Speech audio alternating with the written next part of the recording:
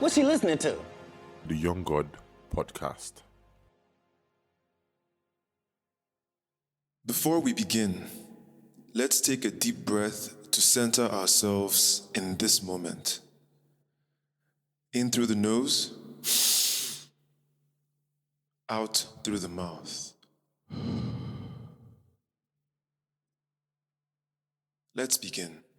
I personally don't like the concept of competition. Okay. So that's why, it makes me feel I'm giving the impression by observing the world. I'm giving the impression by observing the world that there's no place at the top for one who doesn't embrace the concept of competition. I have an internal battle about it, but I don't have a conclusion about it yet.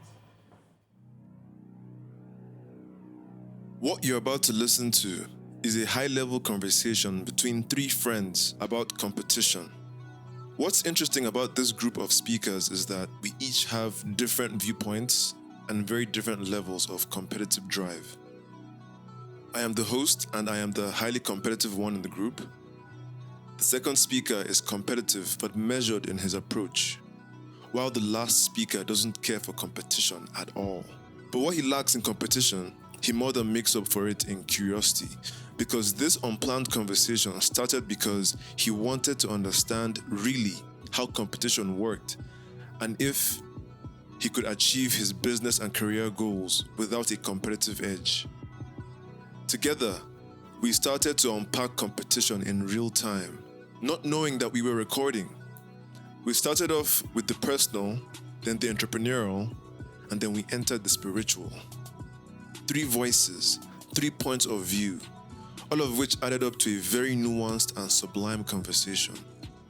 No matter your feelings about competition, I think you'll find this episode delightful, thoughtful, and revelatory.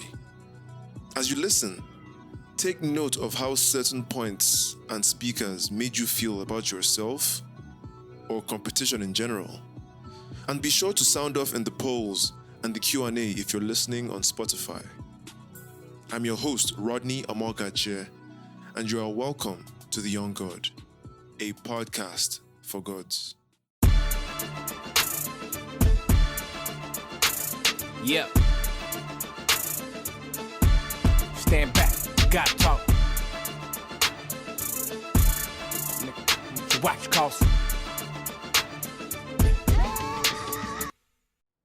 Man, I love to compete, man. I love when it comes to things like that. I love to either, take my L. So you love competition generally, or when it comes to game? Generally, I love competition. Yeah, even this podcast What thing. drives you around? What drives you in competing? So in competing is when you love something, first of all you have to love the thing. If you love the thing, right, then you want to play people, or you want to compete with people who also love it. So that's why. So to get my point, what do you like about competition? Is it what you're competing about, or the idea of competition? The idea of competition. So what if you're engaged in something that you're not expert in, and there's competition? What would you do? That's it. So you get better so you can compete on their level. So you can see whose style. So if you're engaged with a concept, right, and you're good at it, and so you hear that there's going to be a competition at it, it excites you, right? Because it's an avenue to showcase your being good, right? So would you then on the flip side, you hear that there's a competition about something and you're not good at it, would that drive you to go and learn about it? Or you just want to ignore the competition since it's not the point of your strength? That's a good question, actually. So do you dive at every competition? No, I don't dive at every competition. But if I'm good at something and I have, and I derive some value in it. So it is safe to say that you enjoy competition at your points of strength. Okay, so I enjoy competition at my point of strength, right? But I also enjoy competition in others. So basketball, for example. I can't play basketball as good as but you enjoy seeing people or those who are good at it compete. Okay. Because what happens when you compete is that you push each other and you see the best of the thing. I hate seeing, I love when I see the best of the best do their thing, right? So when I'm good at something, I want to be the best of the best at it. I want to show what I can do. And when you're not, you want to watch people do it. Yes. You enjoy it. Yeah, I want to see how good he is and see, you know. And then if I beat him, I want him to know that I beat him. You know, that's the competition, the drive. And so even in business, I enjoy seeing all these tycoons compete, and not because money is just keeping score. Yeah, no, it strikes me a lot because in the business world, 90% of successful business people are people who are naturally driven to competition. They enjoy the fight, they enjoy the push, they enjoy the and not as a mortal enemy, but as a worthy adversary. You get? Well, in that case, I may not be able to go into their intent. Do you understand? But I could see the surface part of competition, right? Yeah. I'm able to tell whether it's to destroy or it's to build. Whether to destroy the opponent or to build themselves. I may not be able to tell the intent, but the fact that it's competition, right? Yeah. But I personally don't like the concept of competition. Okay. So that's why it makes me feel I'm giving the impression by observing the world. I'm giving the impression by observing the world that there's no place at the top for one who doesn't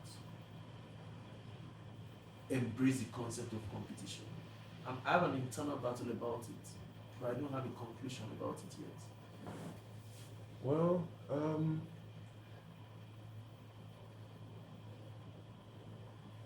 they say collaboration over competition. Yes. Yeah. But I like to think that both work hand in hand. It's a sort of collaboration to compete. You're collaborating at pushing each other to the optimum. If there's no competition, you can reach a level and then you stop, you chill. Yeah, because is there a competition that, depending on who you're playing with, in my opinion. So it depends the kind of game you're playing. Are you playing a finite game or are you playing the infinite game? Okay, so here, I think that people are mixing. I think that it's a shortage of English vocabulary. Okay, wait, just wait for you go further. For it to be called Let us- competition. Can we have like a perspective to what that competition is? Like in terms of, is it competition as in general? Right? Which I'd rather that. Yes, we're talking about the concept. Okay, if it's that, it's inconsequential whether it's a finite or infinite. Right? Okay. It's now about what works you to compete. That's your question, right? What works you? Is it to win? What drives you to compete? For you to get yes. Is it to because you want to dominate, show that you're domineering, that you're the best in this space? What's your motion? What's your motive for competing? Either of those three is valid. And sometimes it could be a combination of all three. Because personally, I think competition is a very good thing. There are healthy and unhealthy ones, right? But I'm not even against the concept of competition. I'm just concerned that I don't vibe with it, and yet I have a craving to be at the top. And you're bringing it back to yourself. Yes, it's my concern now. Okay, you're conflicted in that way. Yes, I have a concern because I have a desire, right, to sit at the table at the top, right? But by observing the world, I'm being given the impression that if I'm not given to competition, there's no place for me there. That's why we are together. I'm the reason we are together. I know you got my back there. I already know that it's not good for that. Yes, I know you got my back there. But apart from that, I still want us to dig deep because in the automobile industry, right? Yeah. In the automobile industry, when Toyota creates a vehicle, right? Kia comes up with a machine feature and class of vehicle, right? For its market and its audience. Yeah. Right? To ensure that they retain their market presence. Okay. No matter what Toyota is bringing to the market. Yeah. Right? But I think that companies and organizations that has uniquely impacted growth, beating market records, and touched humanity in a unique way didn't grow through the concept of competition. For example, iPhone never existed before it was created. It wasn't created because it was trying to outdo another product, because there was none like that. That's for iPod. Sorry, the product The iPod. iPod, yes, iPod, yes. right? Then there were phones. So Apple phone was a competition to Nokia, right? Yeah. So Nokia wanted to make sure they have enough feature to retain the market. Apple wanted to make sure they had enough feature. But iPod was a game changer, Yeah. right? Yeah. And iPad, which is tab, Yeah. right, was a thought of a mobile phone and a laptop. What do we have in the middle? It wasn't a market survey. It wasn't, they didn't do any survey, any research to see that users need this. Users didn't ask for it. Once it was created, they now learned how to use it. They now liked it. It now became their thing. Yeah. Right? I think that a major intrinsic human growth has been born out of reinvention rather than competing. So could it be that people engage in reinventing themselves for the desire to grow, but term it as competition? So when they are reinventing, because I see competition as an external drive to get better. I see reinventing as an internal drive to get better. Is it that people are mincing words when they are engaged in reinventing, but they are calling it competition? Or that they're actually two different concepts? You've said so many things, I don't know where to start. I'll start from the iPhone thing, the Apple thing, right? I believe that you're focusing too much on the micro of the invention of the iPod and the iPad, right? When you look at the macro of the business of Apple, it was a competitive move. Let us do something that even these guys haven't thought of. You've hit the nail on the head. You know, I'm just waiting for you to respond. that's the competition. Yes. So they, in a way, they struck both nerves in terms of competing, reinventing, and competing. The reinvention was, Was for the purpose of us doing yes. So competition. why do you interpret it as so? Are you interpreting it? Is it based on the concept of we see the world the way we are, or you're saying this from a point of knowledge of the Apple company? That's a great question. I love this guy. The answer to that question is from knowledge. Okay. If you know the story of Steve Jobs, you know he's the guy that operates with a chip on his shoulder. In fact, remember, he was someone that was fired from the board the first time. And coming back, this is a guy that has something to prove, to show. So it was, one, let me prove to these guys that I am the actual shit. And two, how can I do something that can change the world? So it was both internal and external. And I think the people who shift things to that extent in the world, they kind of have both. So if we know that it's a combination of internal and external, which do you think we should give the credence to, external and internal? The internal. So is internal competition, or is external that is competition? I think they're both forms of competition. Okay, so reinvention is a form of competition. You're competing against your old self. Isn't that what we do? How can we be better than our past self? We're competing with ourselves every day. We're just reinventing ourselves for the.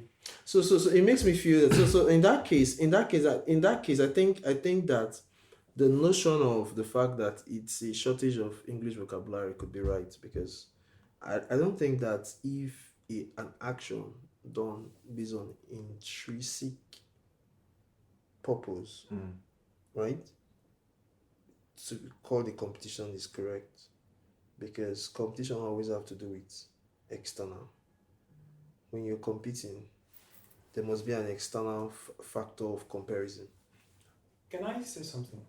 Before you do, you know that saying, the mark of a mature person is not trying to be better than someone else, but trying to be better than their past self, right? Yes. But the paradox is that in trying to be better than your past self, you inevitably become better than the other person. So it's like flipping, it's like a mind fuck for yourself. It's like, if I focus, obviously I want to beat this person, I want to be better than this person. I think you've helped me. Okay. When the other person is the factor, it is competition. Okay. When yourself is the factor or the icon of comparison, I don't think it is competition.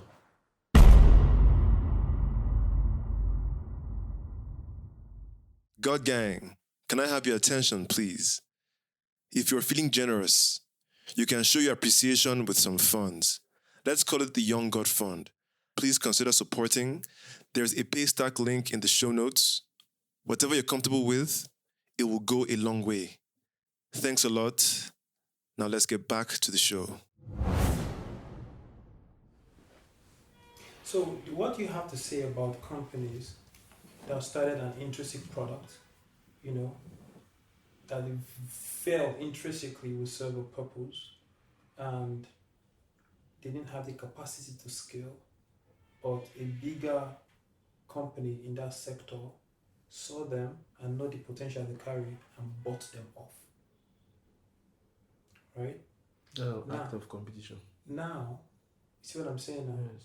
Now they have bought that idea now in order to retain their market share and then outdo The next company. So the point I'm making now is at the point of inception of the thought, that is ground shifting, that is paradigm shifting in terms of what the impact is going to have. It might not be necessarily competition or passion for what you do. But the minute you bear that thing, you now bring that thing to life. I want to make a business of it. You must get into competition mode to survive.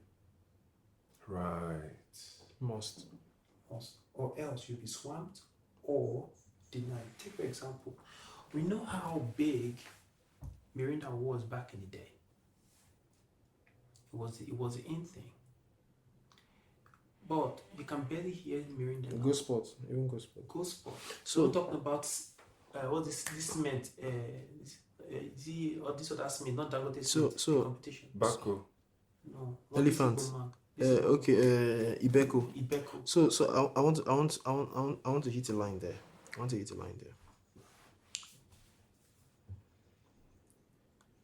I think that competition is the name of the game observers call it.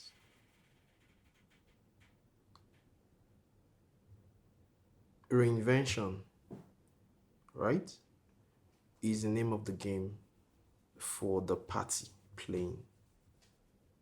Here's why I think so. After the demise of Steve Jobs from Apple has been on the competitive lane. They've never returned to the reinventing lane because they're now involved in market share, market drag, because all they've been doing is better what they have.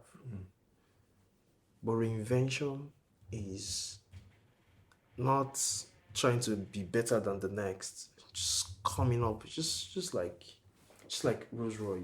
Let me ask this question. Rolls Royce is not a car. It's not a car company. It's a status. It's a status. It's an accessory of statement.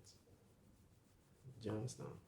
So, Toyota, Kia, these are. Then you want to enter the luxury. You now say, Mercedes, Lamborghini. Try to compete in luxuries, right? Then we just pick it totally from the scenario. That is not. Let me ask this That's not question. competition. I'm not very sure, so I want to know because I want to tie to the statement I want to make. Was Steve Jobs the bearer of those ideas, or he saw the vision in someone and snatched of them 3 purchases. Steve Jobs. Those iPods. Steve those, Jobs. I know about the iPhone part. I know he bought that Steve Jobs that is. vision. So have you bought that thought, there's yeah. a book. He bought it. But Yeah. I'm talking about the iPod parts, the tablet parts. Were those also his intrinsic thoughts? Yes. Yeah. In fact, he had a whole like There's a chapter. product. There's a chapter in Steve Jobs' Yeah. book. There's a chapter in Steve Jobs' book, his biography, that talked about the spiritual side of Steve Jobs. Right? If you read that chapter, right, you will know why Apple can never get to the point it was with him. Except what they've just done is, if he didn't die, Steve Jobs would probably end up being a religion in tech. Yes. When he left the board, what he went for that 2-3 years was meditation. You know, he's a how do they call them? An atheist or No. He's a Buddha. No, these people that looks like pastors in India, in Buddhist, what they call them? Monk. Right? Shaved off and went into self-isolation for over 2 years. When he got back, his inventions in tech, you know how people are what they were trying to do was do better. This is research. This is research. For each research, if there's a research that will cut across the entire industry, everybody will contribute into a research fund. But what he did was totally off the hook. But I'm concerned that competition is the part that carries conversation in the business world. Nobody talks about the spirituality of reinvention and business. People talk about the competition. So that's why I was asking all of those questions I was asking. Okay, so I love that, and I think it's interesting because naturally, because Steve Jobs was different. He is a god in his own right. Yes. Based on his balance between the spiritual grounded in reality, as we spoke about, Yes, right? very spiritual. So a lot of these businessmen that stayed or that are still acting today, they're very much on profits, competition. They're very base about business. So you can see why their business practices are affecting the environment, affecting the lives of people adversely. People are reporting lower fulfillment from their jobs these days because they are businessmen whose practices are just not in aligned with a more human or a more thoughtful dynamic, right?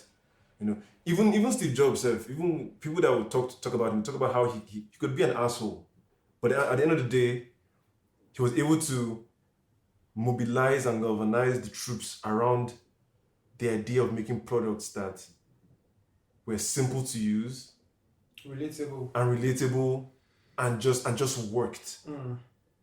And we're cool at the same time. And we're cool at the same time. So it's like, it's the essence of God in the sense of making something that adds value to your life. Forget that it's a status symbol. This iPhone that you see here, my brother, if you know the capabilities it has from day one and how it has just seemed to meet sort out every need you would want something to have like this to have in your life. Just make this aspect easier.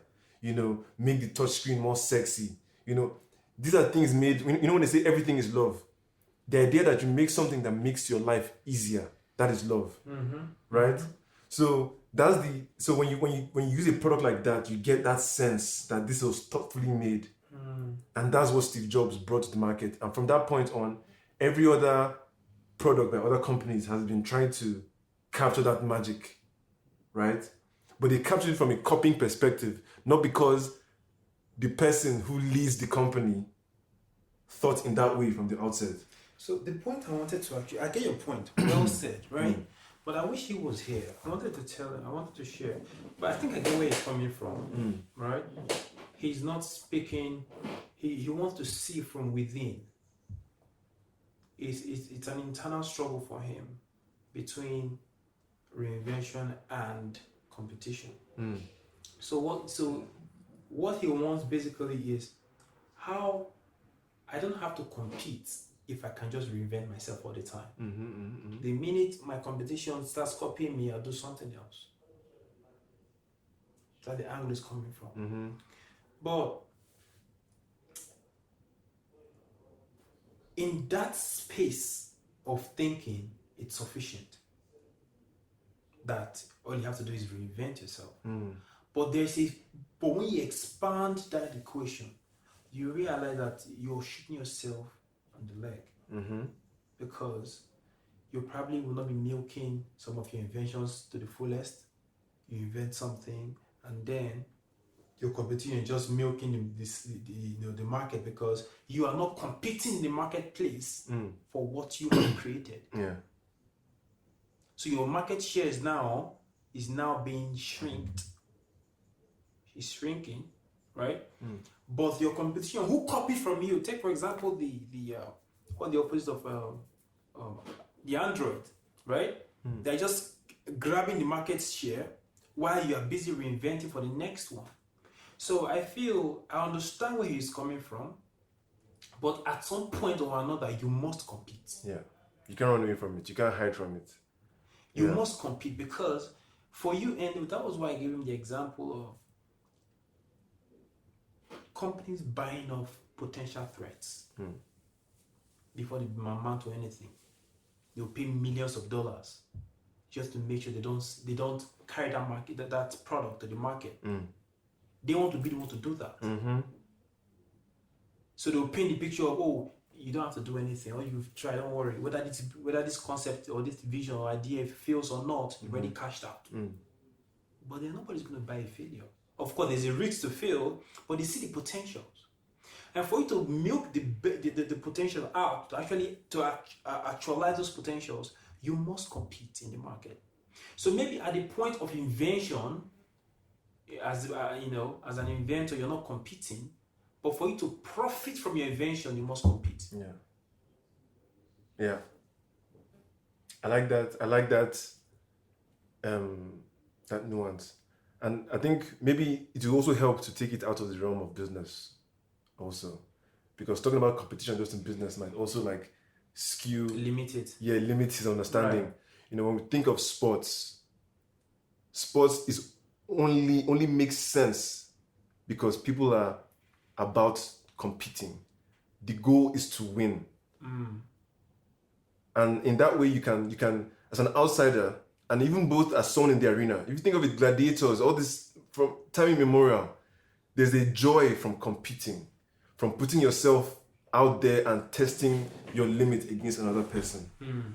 And for some people, whether in business or outside of business, they derive that same thrill. And what you find is that if you're monetizing a sport, the sport becomes more and more profitable the more those in the arena thrive off competing and reinvent themselves to compete further. Yes. Now, it's interesting you actually broadened the conversation into outside, business.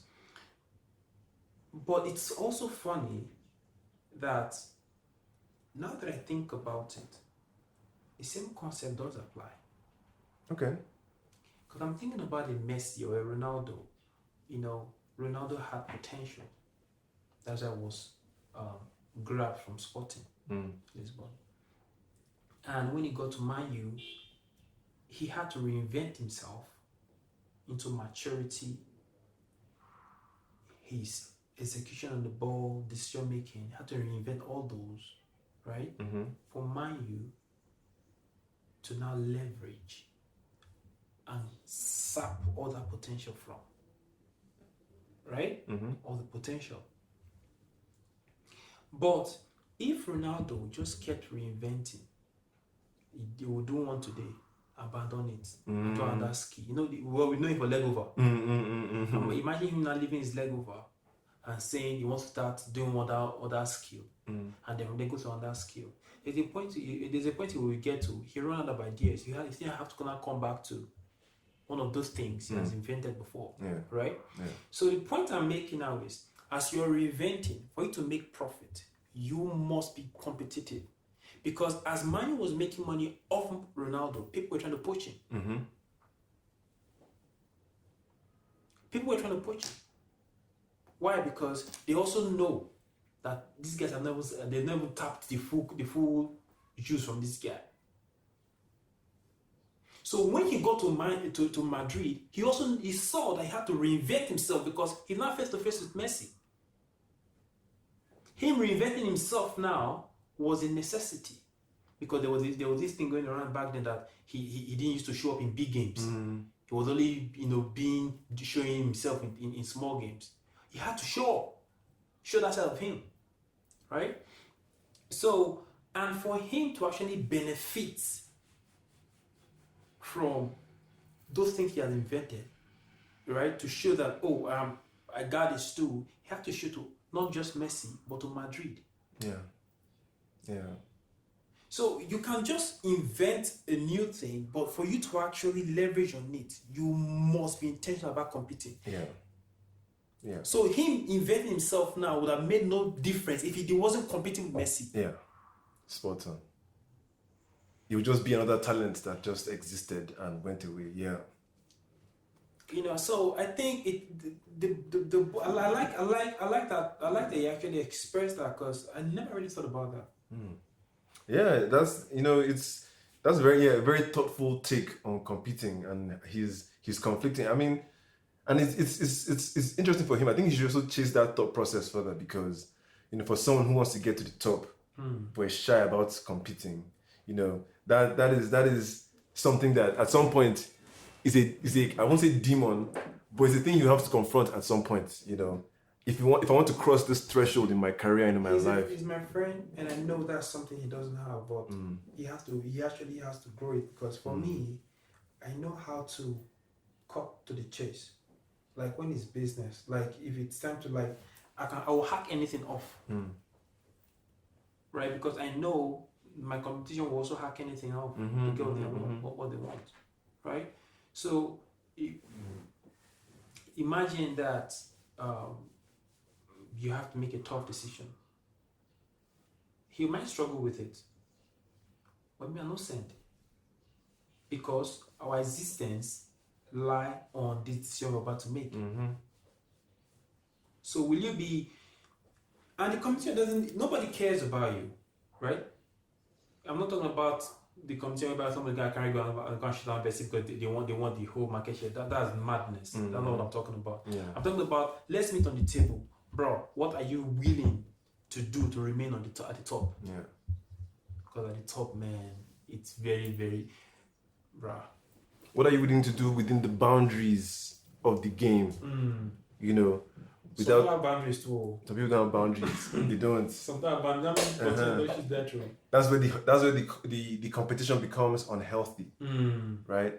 But I always like to make it clear to people that when people talk about collaboration over competition, that is you're not saying anything that is profound, because in competition is a form of collaboration. Yep. A decision between both parties. Absolutely. To do their best and to bring out the best in each other, So believe it or not, people think that this podcast is purely altruistic. Oh my God, I want to help people. It's also a competition, one, against myself. Of course. And two, and people out there. Against other podcasts. Yeah. Of course. We're competing for people's attention, for people's time, people's money, last. Resources.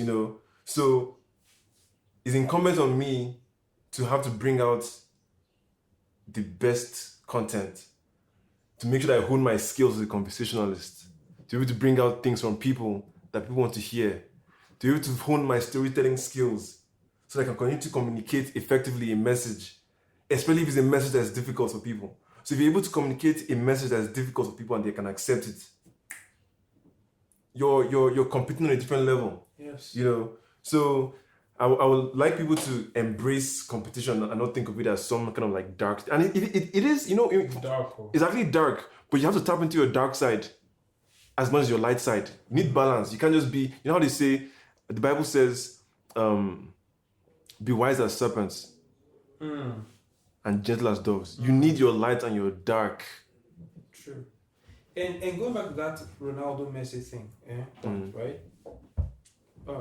He knew that for him to actually remain, he needed to grow. Yeah. He needed to. So it was actually. I think it was probably competition that pushed him to reinvent. Of course. Yo, when you come to La Liga and Messi, this guy that seems to have it so easy. He's small, so he can move the ball with his feet. He has a low center of gravity, so he has the advantage of being able to go through anywhere. Then he can now finish. He's scoring goals. Ronaldo's not like, this Lego what I'm doing, they don't get me anywhere. So it goes to show, so basically that revealed to me, I was just thinking about it as we're talking, that either could be ignited by the other. Yeah. You know, reinvention could be ignited by, you know, after, you know, maybe after you reinvent yourself, then you go and compete. Or because of competition, you have to now reinvent yourself. Yeah, either way, it could, you never know. It's like the chicken or the egg, which came first? That question. Exactly. Yeah. Right. You know, so whatever it is, those two factors will have to play for you to remain in the game. Yeah. You know something, when I play FIFA, right? When I meet people generally, they're not very competitive about FIFA. They like to play the game. They can play it too, but it's never that deep. But then when they now play me, and one thing I like to do with people is I like to ginger them. First of all, I like to let them know that I'll beat you. So now when they start to play me, the competitive edge starts to come out. Consciousness comes up. Yeah, they want to now, you know, I can't just let this guy come to my house, or I can't come to his house and just be his bitch. You know what I mean? And before you know it, their game gets so good, they become better than me. They become so good because they've played me and they've played with that edge. So that's why I like it brings out the best, and you now start to see what people are made of. You know, I've made friends, lifelong friends of that competitive, you know, back and forth.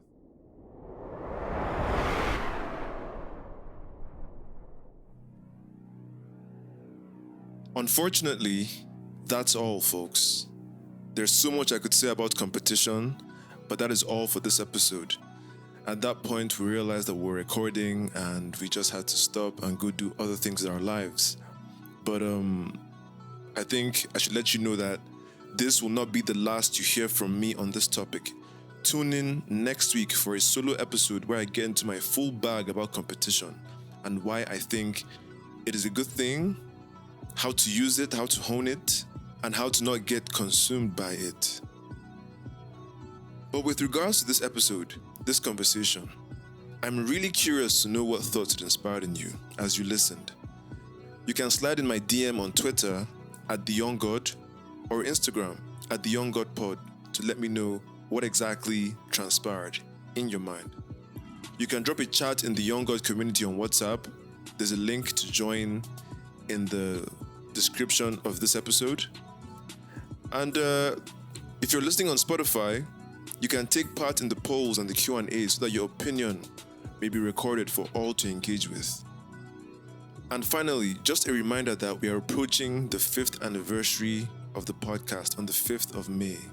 And so, if you're feeling generous, consider making a donation to the podcast via the link in the show notes. Thanks in advance, and thanks for tuning in. It's always a pleasure doing this for you. See you next time. This is The Young God. It's got talk. It's got talk. Let God talk. It brings some excitement to the word of God.